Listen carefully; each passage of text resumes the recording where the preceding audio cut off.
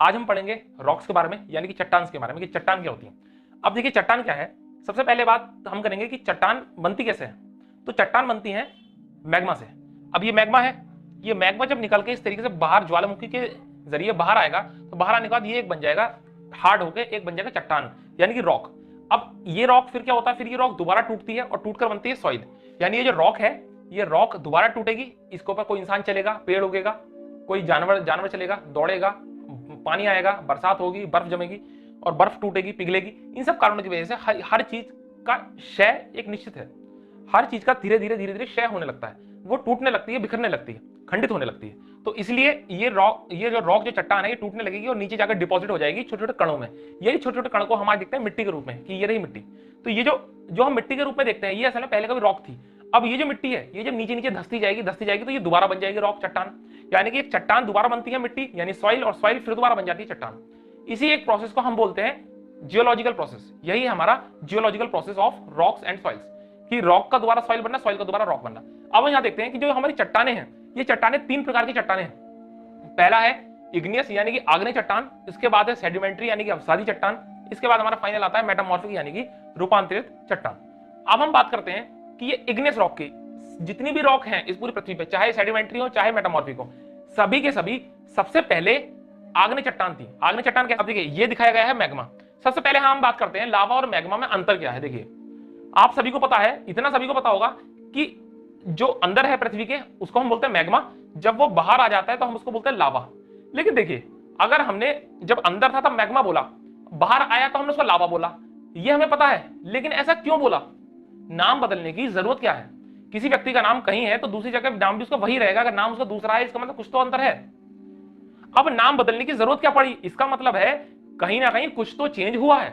हम ये नहीं कह सकते कि मैग्मा बराबर है लावा का। नहीं, मैग्मा लावा के बराबर नहीं है। देखिए, जब वो पृथ्वी के नीचे रहता है तो उसमें रहती हैं पिघली हुई चट्टाने या मिनरल्स।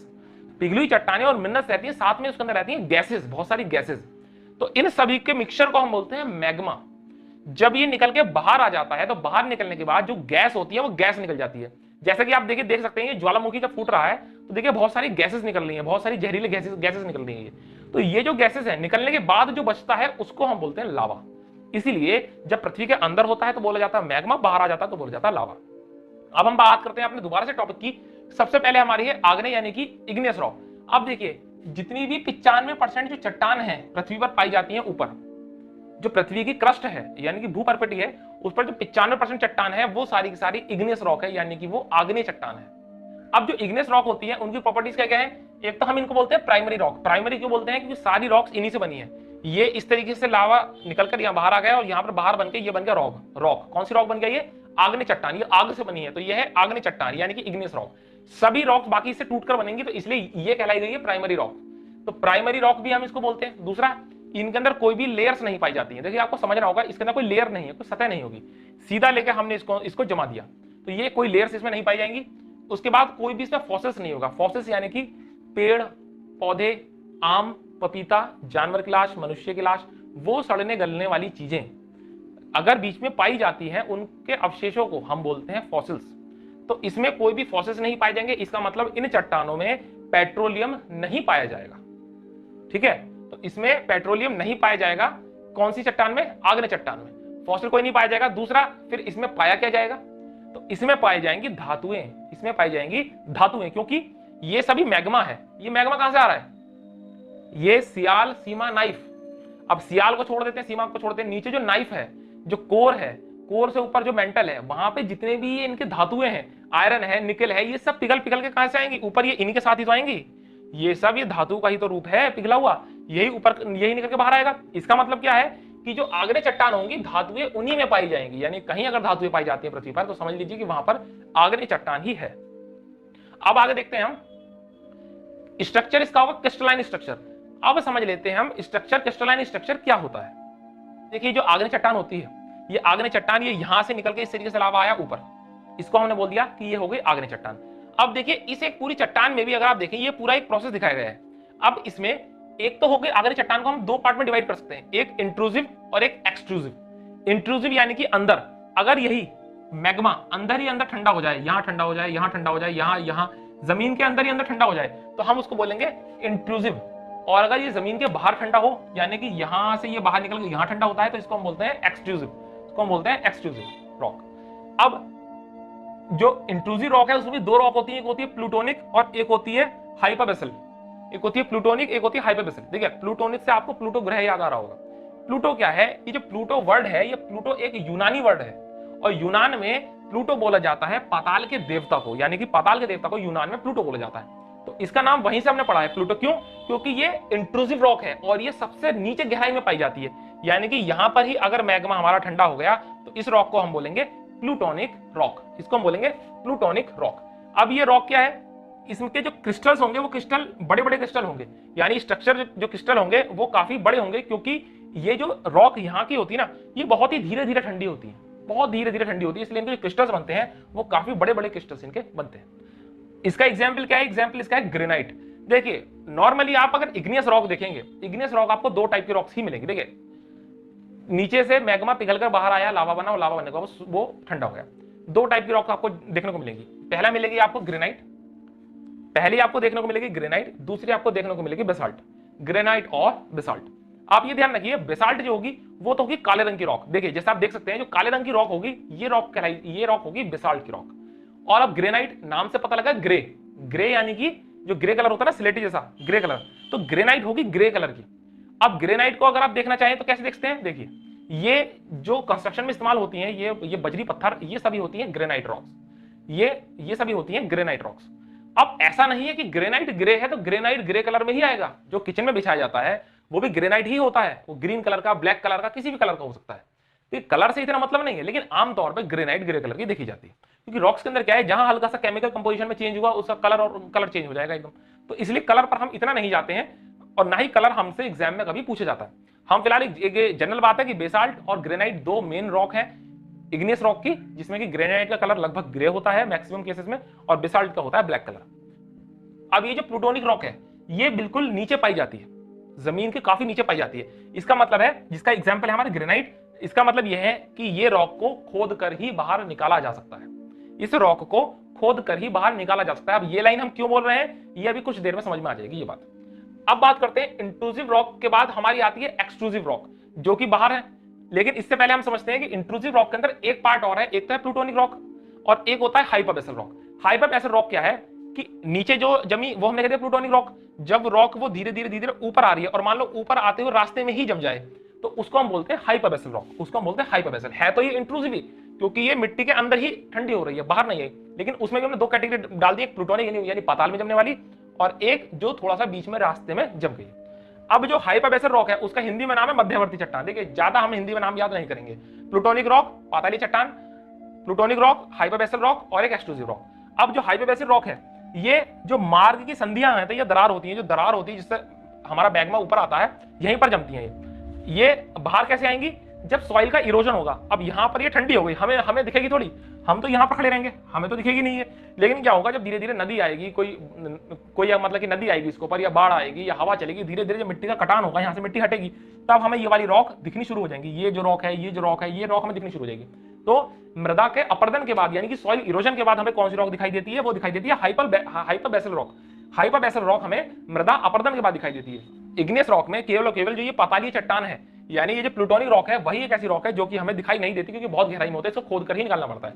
ये तो बाहर अपना आप ही आ गई, ऊपर वाली जो एक्सट्रूसिव रॉक है, और ये वाली नीचे आ गई, लेकिन मृदा अपर्दन के बाद ये भी हमें कुछ समय बाद दिखाई देनी शुरू हो जाती है। अब इसमें ये देखिए जो मार्ग की दरारें हैं, इनमें हमें बाद में जब सॉइल का इरोजन होता है तो इस तरीके से बाद में हमें चट्टान दिखाई देनी शुरू हो जाती है कि देखिए इस तरीके से ये रास्ते में चट्टान आ रही थी और ये बीच में हमको दिखाई देने लगी। अब हम बात करते हैं यहाँ पर एग्जाम्पल क्या है इसका। एग्जाम्पल इसका है डोलराइट और मैग्नेटाइट। आप देख सकते हैं ये मैग्नेटाइट को दिखाया गया है, क्योंकि रॉक्स को ज्यादा कोई ऐसे आपको पहचान करने की जरूरत है नहीं, क्योंकि रॉक अक्सर सारी की सारी एक सी ही दिखाई देती है। केवल अगर हम आपको इमेज ज्यादा दिखा भी देंगे तो आप कंफ्यूज हो जाएंगे, तो इसलिए ज्यादा हम इस पर ध्यान नहीं देते हैं। अब हम बात करते हैं आगे, जो इसके टाइप्स हैं। इसके टाइप्स कई प्रकार के हैं, लोकोलिथ, फेकोलिथ, लोपोलिथ, बैथोलिथ, सिल और डाइक। ये इस तरीके के ये हमारे टाइप्स होते हैं काफी सारे। अलग अलग पोजीशन के हिसाब से हमने अलग अलग नाम रख लिया है। जो इंपॉर्टेंट नाम है वो यहाँ पर दिखाए गए हैं, वही हमको याद करने हैं, इसके अलावा हमको याद नहीं करने। नीचे ये क्या है? ये है पूरा मैग्मा।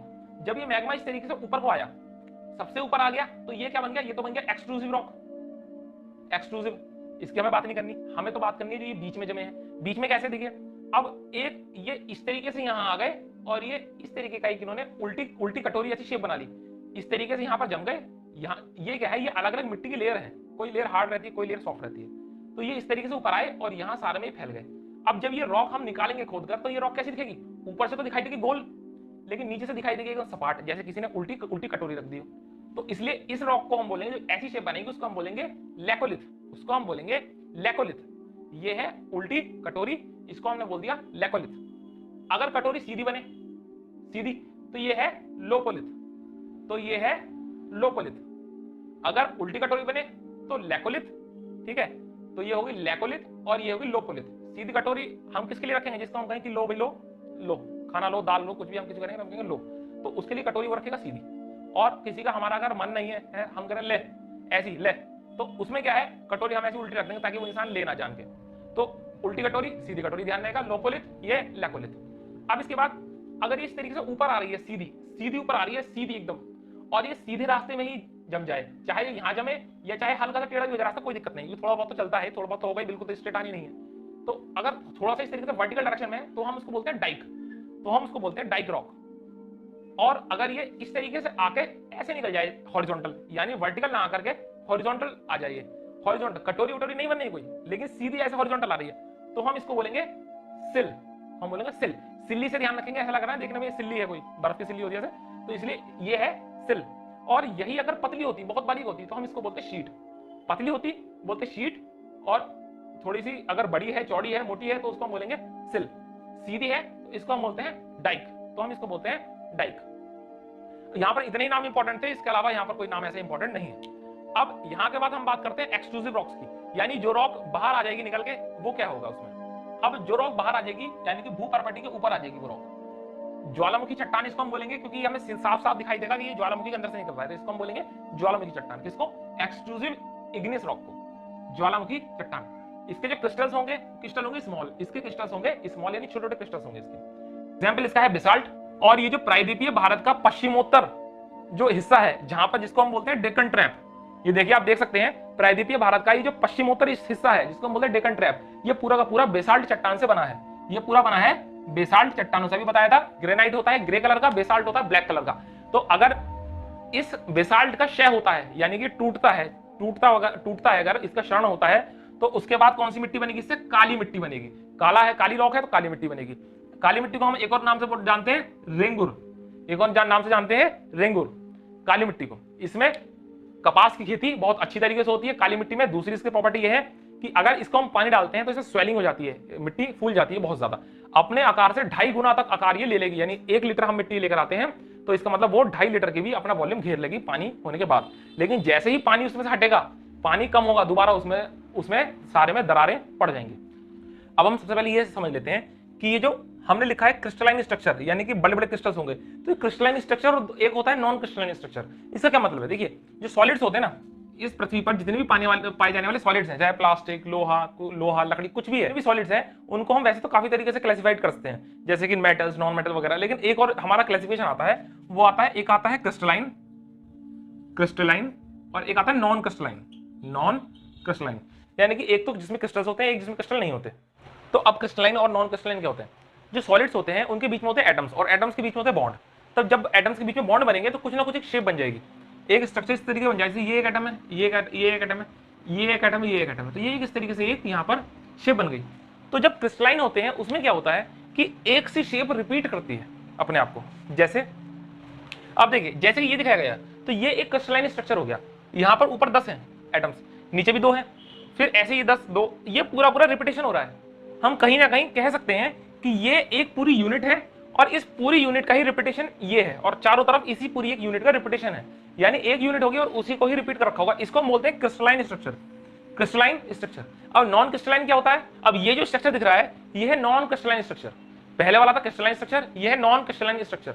ये जो आयरन वगैरह होता है ये क्रिस्टलाइन स्ट्रक्चर होता है, उनके क्रिस्टल होता है। लेकिन जो ग्लास है, प्लास्टिक है, ये क्रिस्टलाइन नहीं होता, ये होता है नॉन क्रिस्टलाइन।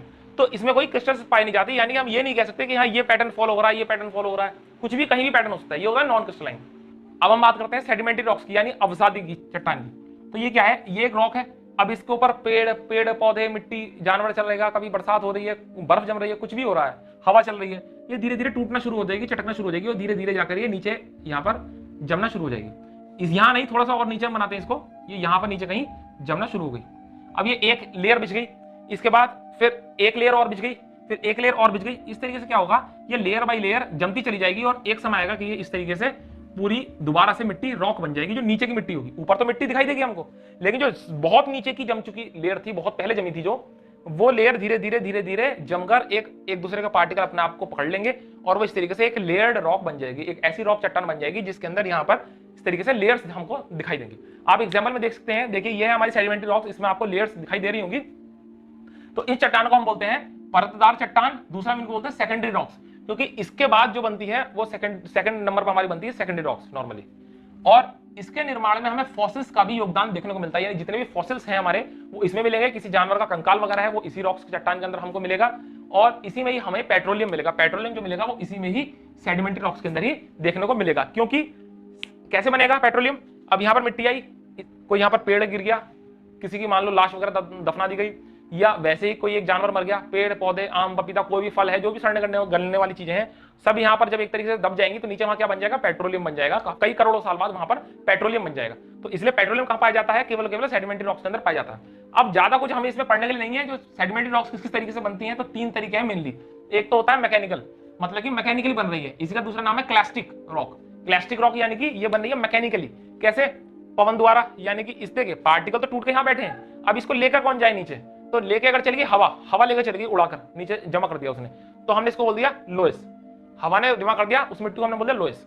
और अगर मान लो हिमानी यानी बर्फ द्वारा जमा हो गया, बर्फ पिघली और बर्फ ने तोड़ा और बर्फ अपने साथ ले गई, तो हमने इसको बोल दिया बोल्डर किले, उसको हमने बोल दिया बोल्डर किले। और अगर पानी द्वारा हो गया जमा, तो पानी द्वारा एक हमारा सैंडस्टोन देखने को मिलता है, दूसरा कॉन्ग्लोमेरेट, सिल्ट, क्ले और शेल। अब इसको हल्का सा समझ लेते हैं। देखिए पवन द्वारा क्या है, लेके जाएगी लोइस, तो पवन जो हवा होगी वो क्या बड़े बड़े पत्थर लेकर जाएगी या बहुत बारीक बारीक कर लेके जाएगी। इसका मतलब क्या है, जो लोइस होती होगी वो बहुत ही बारीक महीन होती होगी मिट्टी, समझ में आ गया। अब पानी किसी को भी लेकर जा सकता है, बड़े से बड़े पत्थर को भी लेकर जा सकता है बहाकर अपने साथ। पानी जब इस तरीके से लेकर जाएगा, ये इस डायरेक्शन में पानी बह रहा है, तो धीरे धीरे पानी की वेलोसिटी कम हो जाएगी। जब वेलोसिटी कम हो जाएगी तो इसका मतलब कि इसकी जो पावर है किसी भी चीज को अपने साथ बहाने की, वो कम हो जाएगी। तो जो मोटी मोटी चट्टानें हैं वो ये पहले छोड़ देगा अपने साथ, उसके बाद बहाकर लेकर जाएगा नहीं।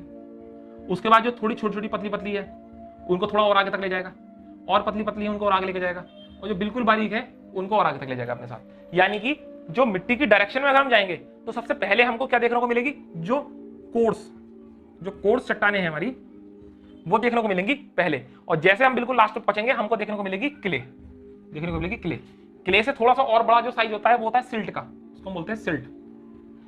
सबसे कम छोटा साइज होता है क्ले का, क्ले से पहले होता है हमारा सिल्ट का। अब क्या है, जो बड़े बड़े पत्थर हैं वो पहले मिलेंगे हमें, सबसे आखिरी में मिलेगी क्ले, और उससे थोड़ा सा पहले मिलेगा सिल्ट। सिल्ट से थोड़ा सा और जो मोटा होता है वो होता है रेत। तो सबसे मोटा होता है रेत, वो क्ले क्या होती है, क्ले होती है जैसे चिकनी मिट्टी होती है बिल्कुल बारीक, और सिल्ट होता है उन दोनों के बीच का एक हिसाब होता है, उसको हम बोलते हैं सिल्ट। ये देखिए आप स्क्रीन पर देख रहे होंगे, ये सिल्ट, इसको हम अक्सर भराव के लिए इस्तेमाल करते हैं। अब शेल क्या होता है, हमारे देखा शेल, तो शेल क्या है, सिल्ट और क्ले जब आपस में क्या है, ये दोनों लगभग बारीक होते हैं। कई बार बीच में क्या है, यहाँ तो आपको मिल रही है इतने एरिया में सिल्ट, इतने एरिया में मिल रही है आपको प्योर क्ले, लेकिन ये बीच का एरिया ऐसा होगा यहाँ पे सिल्ट और क्ले दोनों आपको मिक्सचर सब दिखाई देगा। तो ये जो मिक्सचर होता है इसको बोलते हैं शेल। सिल्ट और क्ले का मिक्सचर को हम बोलते हैं शेल। ये हमें ध्यान रखना है, एग्जाम में क्वेश्चन इससे पूछा जा सकता है हमसे। अब अगर हम देखें ऑर्गेनिकली किस तरीके से फॉर्म हुई है, यानी कि नॉन क्लास्टिक, ये था क्लास्टिक, ये नॉन क्लास्टिक, यानी कि दूसरा नाम है इसका ऑर्गेनिकली फॉर्म्ड, यानी जो ऑर्गेनिकली बनाई गई है। तो इसमें क्या है, एक तो जो एनिमल द्वारा बनाई गई है रॉक वो, और एक जो प्लांट द्वारा बनाई गई है। जो एनिमल द्वारा बनाई गई रॉक उसमें आएगा लाइमस्टोन और आएगी चौक, और जो प्लांट द्वारा बनाई गई है वो है पीट या फिर है लिग्नाइट, पीट या है लिग्नाइट। अब यहाँ आप एक चीज देखेंगे, एनिमल है, एनिमल नीचे दब गया, दबने के बाद उसमें क्या था, मांस तो खत्म हो जाएगा, कीड़े खा जाएंगे, बचेगा क्या, हड्डियां, हड्डियां बचेगा तो क्या बनेगा, चौक, चौक में कैल्शियम होता है, लाइमस्टोन, लाइम में कैल्शियम है, तो क्या बनेगा ये।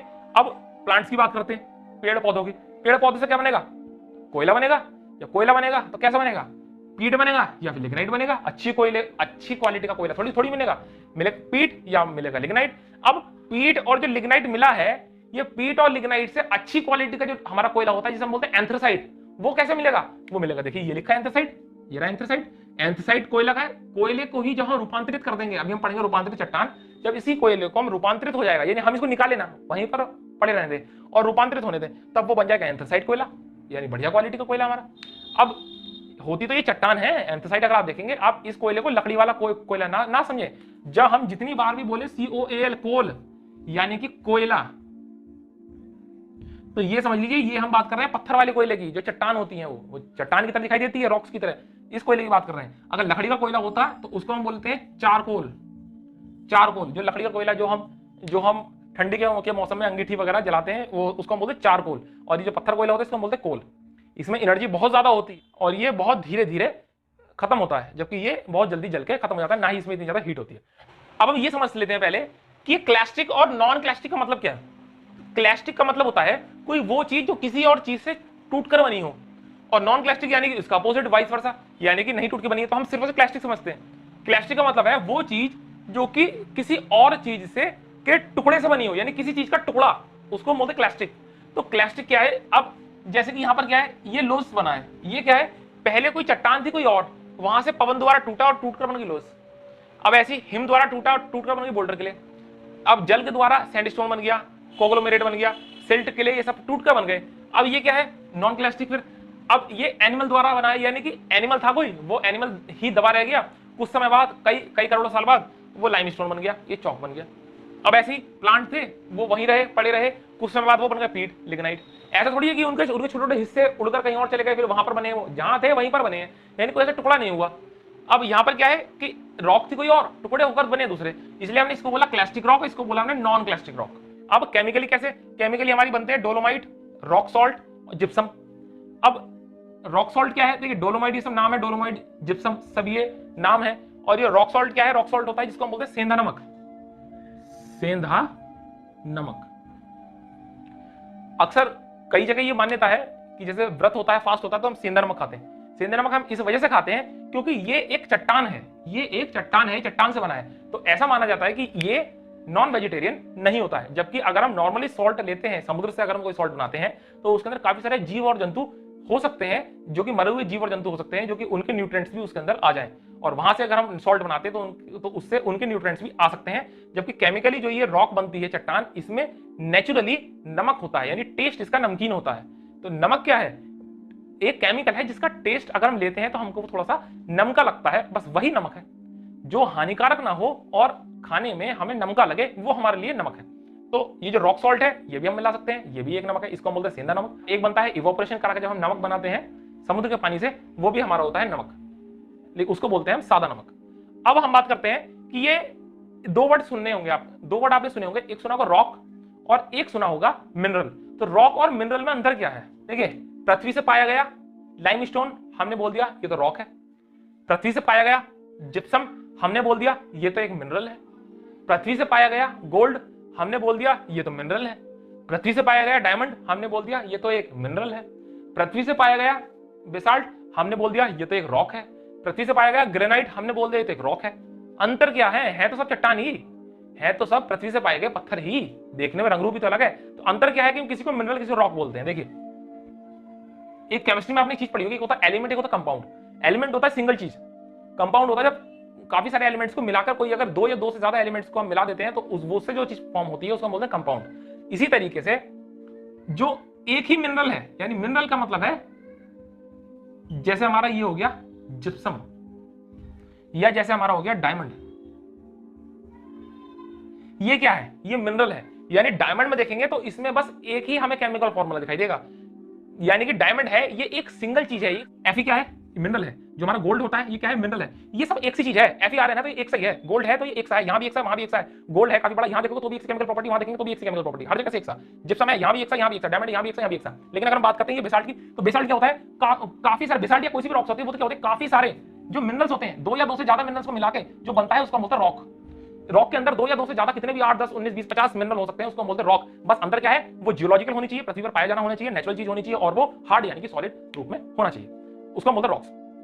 अब हम बात करते हैं कि ये मेटामॉर्फिक रॉक क्या है। तो मेटामॉर्फिक रॉक क्या है, इग्नियस रॉक या फिर सेडिमेंट्री रॉक। इग्नियस रॉक या फिर सेडिमेंट्री रॉक को ही जब हम ज्यादा प्रेशर और ज्यादा टेम्परेचर मिल जाता है, यानी ये थी इग्नियस रॉक, ये थी इग्नियस रॉक, ये टूट टूट कर बन गई, नीचे जम गई, क्या बन गई ये बन गई सेडिमेंट्री रॉक। अब ये जो सेडिमेंट्री रॉक है, सेडिमेंट्री रॉक होती है परतदार परत, यानी कि एक परत, दूसरी परत, तीसरी परत, चौथी परत, पांचवी परत, छठी परत, इस तरीके से ना परत के ऊपर परत चढ़ दी जाएगी। जैसे आप ये देख सकते हैं, ये किला बना है, ये लाल किला बना है सैंडस्टोन से, सैंडस्टोन से बना है हमारा लाल किला। देखिए इसके आप पास से देख सकते हैं सैंडस्टोन को, आपको परतें दिखाई दे रही होंगी कि इसको कोई अगर परत इसकी खुरचना चाहे तो परत इसकी परत से परत बाहर निकल जाएगी, तो इसको हम बोलते हैं परतदार चट्टान। ये है हमारी सेडिमेंट्री रॉक। कोई पूछे लाल किला किससे बना है तो सैंडस्टोन से बना है। कौन किस तरह की चट्टान है? सेडिमेंट्री चट्टान है।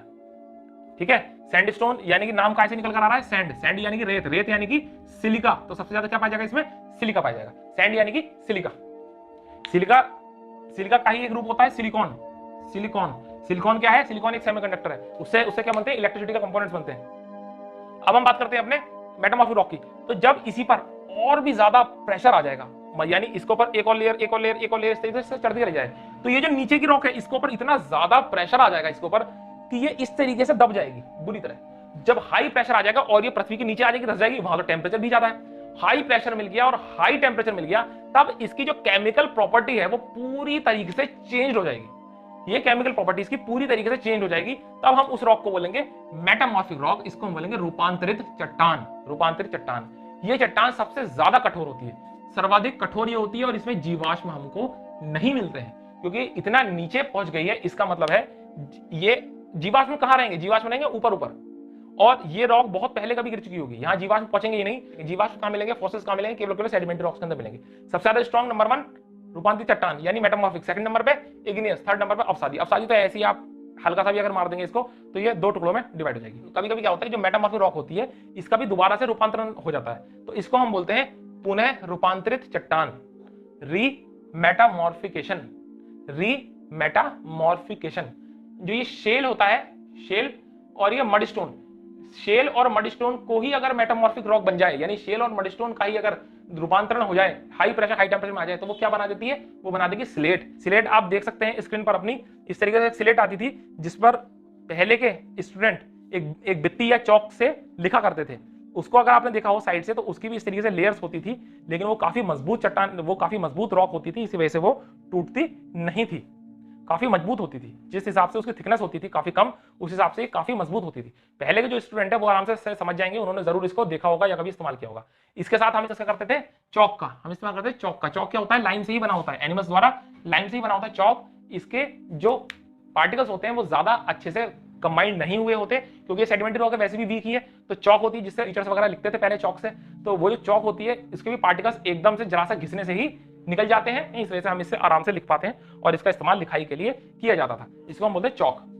अब जो बलुआ पत्थर होगा, जो बलुआ पत्थर होगा यानी ये सैंडस्टोन, सैंडस्टोन जो कि सेडिमेंट्री रॉक है, इसी का ही अगर रूपांतरण हो जाएगा metamorphic rock, high pressure high temperature पर आ जाएगी, तो इससे बन जाएगा क्वार्टजाइट, इससे बन जाएगा क्वार्टजाइट।